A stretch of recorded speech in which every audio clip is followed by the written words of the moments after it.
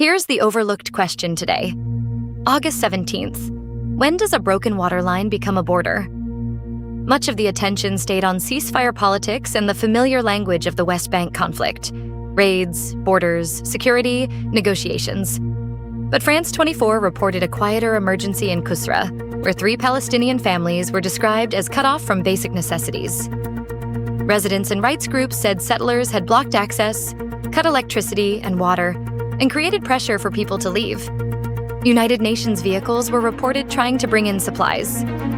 Those claims still need independent verification in the specific case of Kusra. Who did what services were restored, and whether access is now secure. But the buried connection is that displacement does not always begin with a formal eviction order. It can begin with a road people are afraid to use, a delivery that needs an escort, a power cable that cannot be repaired, or a water source families can no longer reach. That is why this detail matters. In a May 25, 2026 report, the UN Humanitarian Office documented a separate reported incident near Ain Arik, where settlers vandalized water tanks and construction materials and seized electric cables.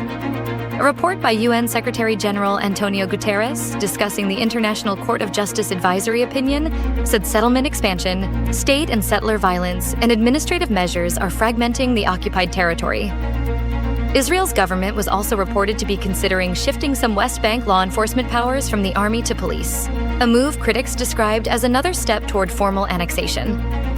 The legal effect is not yet clear, but for workers, families, and ordinary residents, the test is immediate. Can an ambulance arrive? Can children get to school?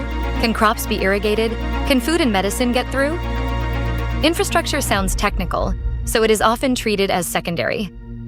For people living there, it is the difference between staying and being pushed out. The next question is concrete. Will access, water, electricity, and humanitarian deliveries be protected in practice, or will daily life keep redrawing the map? Follow for the daily forgotten story. Sources are linked in the description. That's the world as Minerva saw it.